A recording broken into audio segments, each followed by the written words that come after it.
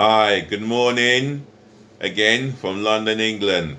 Is it good afternoon or good evening to you from London, England to wherever you may be watching, ladies, the gentlemen, to the boys, to the girls? This is your host again, your guy himself, DLG Reppin, and I'm live and kicking. This is another video and another Premier League roundup of the games that happened this weekend, including yesterday's matches. So hope you're all having a nice day. So why don't we start off with the first game, which is the first game this Saturday. Early kickoff. Oh, I'm not so good at these.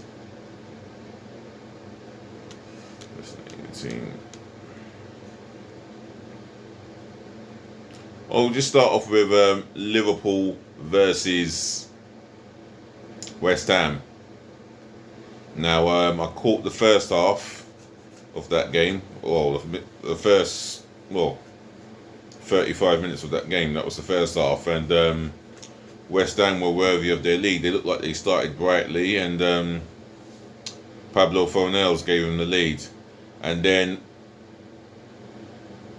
Liverpool piled on the pressure to the point where Masuaku was adjudged to have fouled Mohamed Salah. When you look at it carefully, I think Mo Salah has made a meal of it.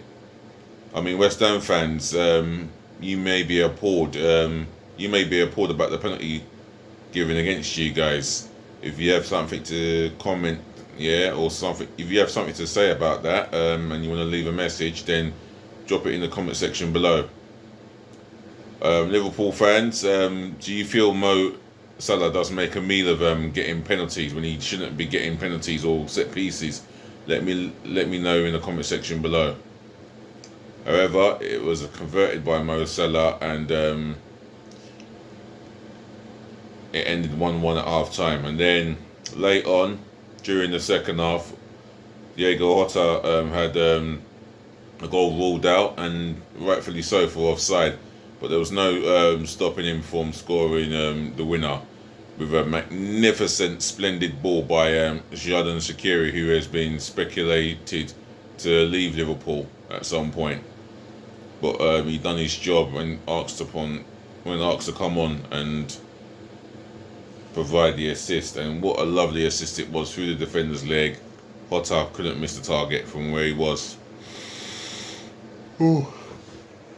Me? I need to sit up straight, don't I? Falling asleep. But however, West Ham didn't give up, and they put in a fundamental effort. And I think if West Ham have come away with a point, I don't think there would have been too much complaints. Right, the next game for me was a 12:30 kickoff, and that was Sheffield United v Man City. Now, for me, I don't think Man City were at their ruthless best, but they've got the 3 points. However, Sheffield United were disappointing.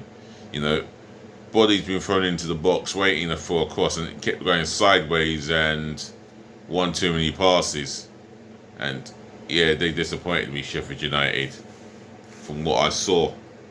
And you got to give Man City credit.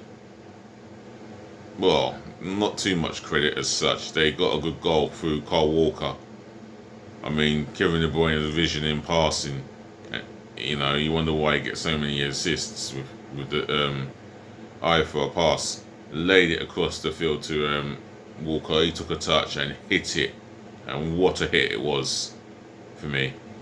So, as for Sheffield United, the most frustrating thing, I think Chris Wilder mentioned it, that they know they can do better, and I believe they can do better. So in this case, Sheffield United must do better, where Man City took 3 points, and they move on to the next game, I suppose. And speaking of the next game, the game on Friday night, because there was only 3 fixtures. There was a game on Friday night which finished Wolverhampton Wanderers 2, Crystal Palace 0. Talking point was the sending off, and there was no complaint about the sending off. It was reckless and dangerous, And for me, Milojevic had to see red, and he'll be doing his 3 game ban. So I'll be missing for the game this Saturday against Leeds United. And I always felt Crystal Palace was second best at this game. They can have no complaints. Wolves got 2 first half goals, and well, what a goal by the standing left back Nuri from Ajax. I think he was signed from Ajax, and what a signing! He looks a young teenager, only 19, I believe. I mean, Wolverhampton Wanderers fans, how good were you, and how worthy were you of you? How worthy was you of the 3 points? I mean, I thought you were in control of that game for the vast majority of the 90 minutes. And Palace fans, was you disappointed by the performance? And can you have any complaints about the red card? Leave it in the comment section below, and I'll have a read. The other game, which will get to me, it was a late kickoff. Newcastle, Everton. What's it to do? Leeds? No, Leeds was yesterday. Help me out, guys. What was the other game on Saturday?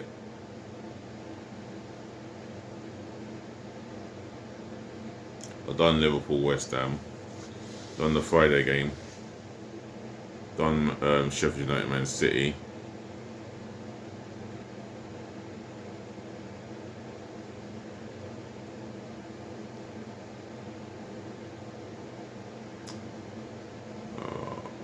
Chelsea's game against Burnley, that's the one. Well, it was a stroll for Chelsea, 3-0 win.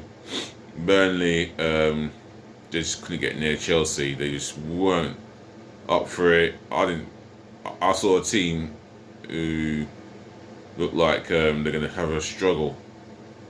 They're going to do well to stay in the Premier League. Well, as for Chelsea, they were at their most ruthless best. I mean, I've heard 1 or 2 fans speaking about Lampard not being good enough. Yeah, he took them from a place. He took them from 3rd to 4th, but that's only one place. But if you look at the scintillating football they played, at times it was sensational. And Hakim Ziyech got his first Premier League goal. Neat finish. Very smart finish, in fact. In the second half, Chelsea were in control, and Zuma got a powerful bullet header, which Nick Pope had no chance against. And then the third goal, neatly finished by Timo Werner on the right, opened up his body. Far corner, 3-0. Burnley didn't look like they were ever going to register a shot on target. Westwood had an effort just over the bar. But other than that, Chelsea were worthy of the 3 points. And my question to you, Burnley fans, do you feel Sean Dyche needs to change something in terms of the tactics and the way you're set up? Maybe change your formation? If not, change of personnel in the team? Leave it in the comment section below. Now we move on to Sunday's game. And the first game was, a bit of a thriller, really.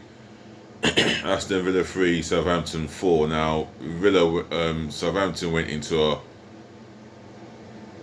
they went riot on Villa, and I think the score was 3-0. Yeah, it was 3-0 to Southampton at half time. And wow, sensational free kicks by James Ward-Prowse. The first one was sensational, but I prefer the second one. The technique was outstanding. He gave Martinez no chance, and he got an assist for Vestergaard's header, and again the keeper had no chance. Although Southampton scored before that, and it was rightfully chalked off by the VAR, video assistant referee. How often would I? Sorry, let me rephrase that again. How often would I praise them for getting a goal line, for getting a disallowed goal correct? For me, it was offside, but it never stopped Southampton going on an onslaught of a 3-0 deficit at half time, and then the second half began, and they got a fourth, and what a belter by Danny Ings, cutting from the left onto his right foot, and he unleashed an unstoppable shot, giving Emiliano Martinez no opportunity. And I feel sorry for the goalkeeper. He had no chances with the goals, and he just ended up finding himself picking the ball out from his net 4 times. But Aston Villa rallied on, and Tyrone Mings got a goal by pulling one back, made up the back stick, and then wow, Villa get a penalty and converted by Ollie Watkins. And then Jack Grealish gets a late consolation, and it was only going to be a consolation because Villa didn't have enough time to mount a serious comeback of all comebacks this season. So it ended 4-3. Villa's last two defeats involved conceding 7 goals, and I would have thought they were more solid at the back. And well, what can you say when their defending have been abysmal the last 2 games? They will need to tighten up in the next game. Whereas Southampton, they've started off very sharply. They look very ruthless at the moment, and may that continue. The next game was it started off with a boring first half. I thought Newcastle United 2, Everton 1, and now for Everton that's their second consecutive defeat in the league. And as for Newcastle, it's a much boosting win. I mean, the difference with Callum Wilson, especially with the penalty, although he got booked before taking the penalty because he rammed the ball into Yeremina, and Yeremina ain't no stranger to dirty play. Just look at his actions with his native Colombia and his teammates at the time. Yeah, speaks volume. The game in the first half lacked creativity and a bit of quality. However, once that first goal came, then the floodgates started to open up a little bit, and especially when Ryan Fraser came on, he added some pace into the team, and it was him who got the assist. Although it was a deflection, but it was meant as an assist for Mr. Callum Wilson, who got the goal at the back stick there. And Dominic Calvert-Lewin got a late consolation. It was no more than that. So we move on to the other game, and that's Manchester United 0, Arsenal 1. Arsenal dominated for the majority of the first half, and in the second half. Although Man United started off sharply in the first 10 minutes of the second half, and after that Arsenal were allowed to grow into the game, and they got the balance right between defending from the front and defending from the back. And you could see when we didn't have the ball, you could see the performance from our attacking players, how they got in their faces, made passes difficult for them, and Onana and Partey ran the midfield for me in that half. They really ran that midfield, and Willian, who didn't have the best of games, he played a nice ball to Bellerin, and he was kicked in the area, and Pogba, I think he received a yellow card, so it ended up a penalty. And it was given by Mike Dean, converted by Aubameyang. What a story. The last game for Sunday was Tottenham 2, Brighton 1. Now, Harry Kane made a meal of that foul to get a penalty, because Adam Lallana jumped, but Harry Kane has backed into him. Tottenham fans, you may not agree, but if you don't agree, then you're more than welcome to have your opinions in my comment section below, and it's more than welcome. You tell me exactly what happened. And Dele Alli converted the penalty, and as for, excuse me, feeling sleepy. As for Brighton, they kept going, and then they got a deserved equaliser through Lepti, although there was a foul in the build-up, but the referee decided to wave play on, and Derby got Brighton got their goal, and New Morpay was dropped, who they could have done without. They could have done with, sorry, instead of without, should I say.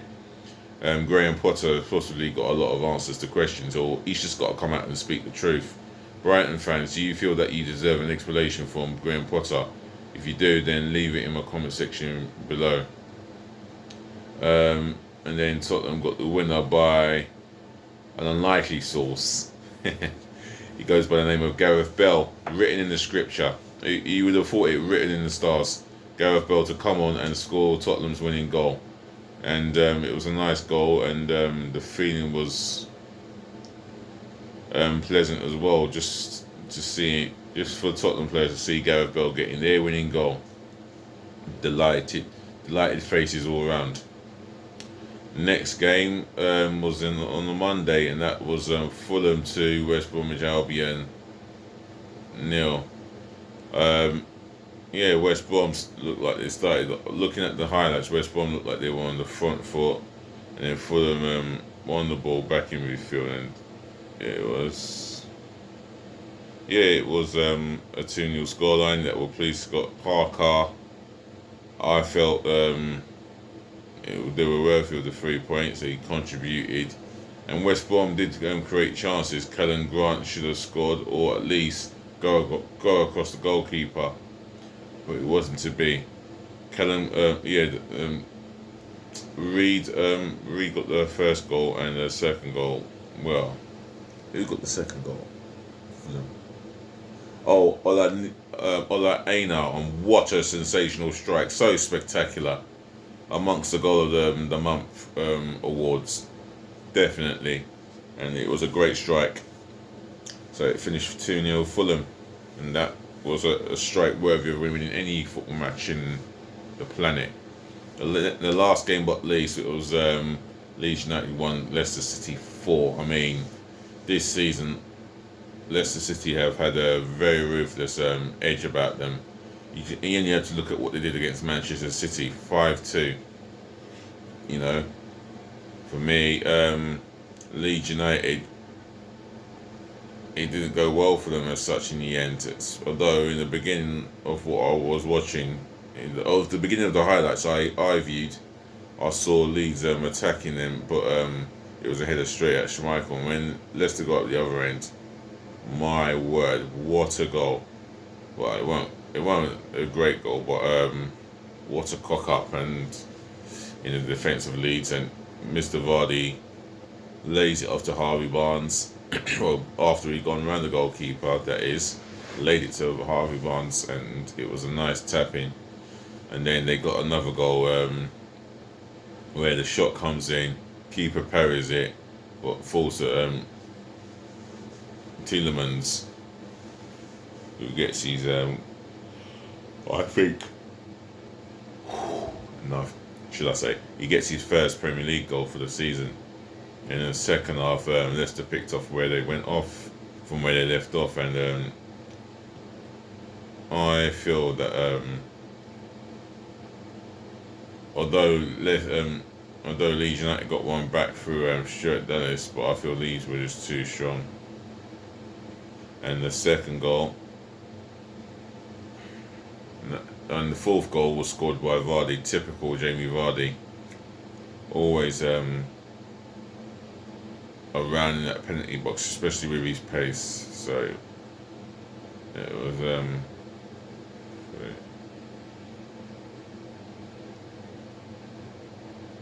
excuse me, what? Yeah, Leicester were in the cruise control.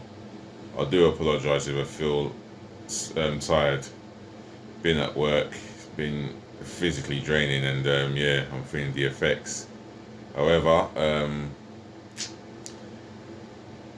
massive well done to Brendan Rodgers, his team. It just shows you Brendan Rodgers himself is becoming a top-notch manager, and he's allowing his players to play with the offensive freedom.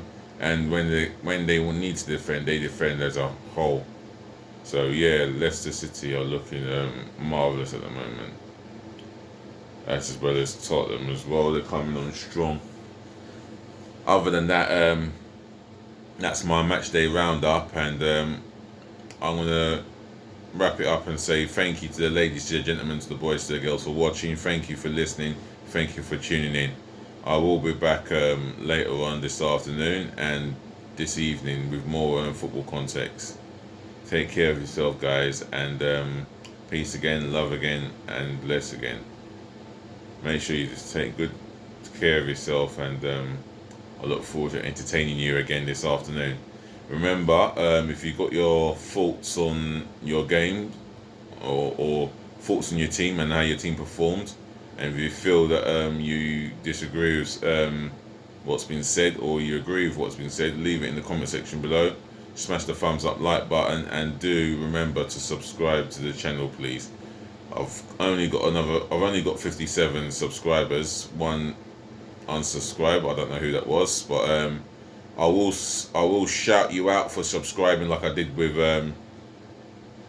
Clash Titan, an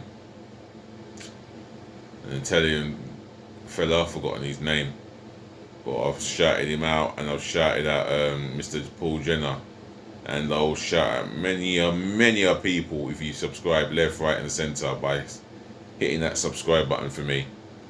That's what makes the channel really grow, and I'll make the football context as interesting as possible, especially the latest ones. So once again, I'm going to see you soon. Take care. Goodbye for now. Nice.